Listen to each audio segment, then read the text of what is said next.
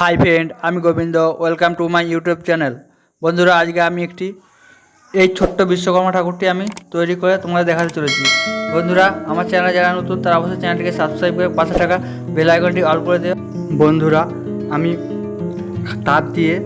তার পেরে কাঠ দিয়ে এই খাঁচাটি তৈরি করেছি এবং এর উপরে হাতি তৈরি করছি। এর আগে আমি হাতি তৈরির ভিডিও আমার এই চ্যানেলে দিয়েছি, তোমরা তা অবশ্যই একবার যেয়ে দেখে নিতে পারো।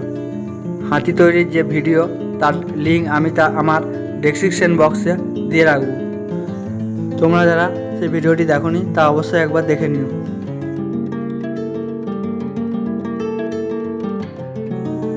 মোটামুটি হাতিটি তৈরি হয়ে যাওয়ার পর আমরা পিছনের ব্যাকগ্রাউন্ডটি খুবই সিম্পলভাবে তৈরি করব।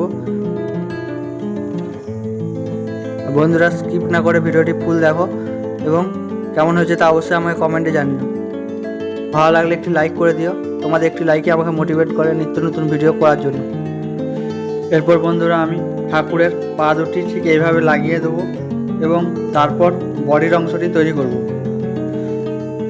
আজকে আমি যে মাটিটি ব্যবহার করছি এটি সম্পূর্ণ ন্যাচারাল মাটি বা এঁটেল মাটি। আর যে স্টুলগুলি ব্যবহার করছি এগুলি সম্পূর্ণ বাঁশের তৈরি।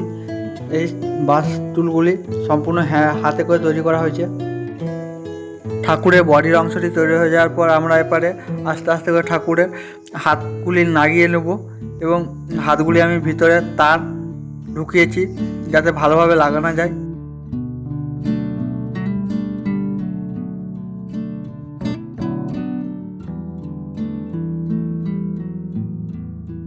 বন্ধুরা, হাতটি লাগানো হয়ে যাওয়ার পর আমরা এপারে কাপড়ের অংশটি তৈরি করব, ঠিক এইভাবে একটু একটু করে মাটি দিয়ে।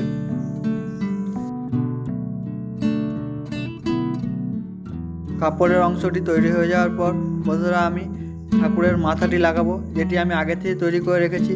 তো আমি ছোট ঠাকুরের মাথা তৈরির ভিডিও আমার এই চ্যানেলে দিয়েছি, তোমরা যারা দেখোনি তা অবশ্যই একবার দেখে নিও। আমি তার লিঙ্ক এই ডেসক্রিপশন বক্সে দিয়ে রাখবো, অথবা বন্ধুরা তোমরা আমার চ্যানেলের প্লে লিস্টে যেয়েও তা দেখে নিতে পারো।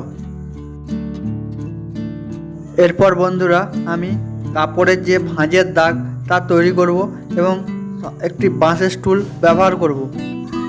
বন্ধুরা, তোমাদের মধ্যে 99%-এরও বেশি আমার ভিডিও তো দেখছো কিন্তু আমার চ্যানেলটিকে সাবস্ক্রাইব করছো না। প্লিজ বন্ধুরা, আমাকে সাপোর্ট করো এবং আমার চ্যানেল সাবস্ক্রাইব করে পাশে থাকা বেল আইকনটি অল করে দিও, যাতে এইরকমই ভিডিও নিত্য নতুন তোমাদের কাছে সবার আগে পৌঁছায়। এরপর আমি জল ও ব্রাশ দিয়ে ভালো করে একটু পরিষ্কার করে নেব।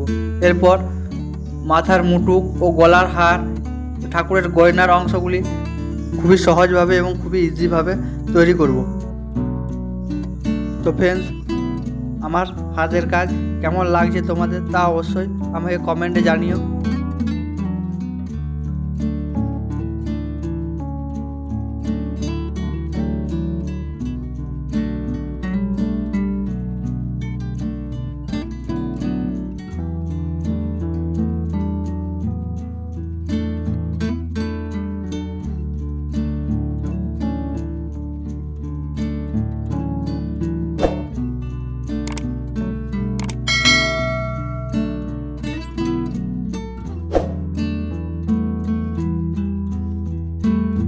এরপর বন্ধুরা, আমি হাতের আঙুলের অংশগুলি আস্তে আস্তে করে লাগিয়ে দেবো।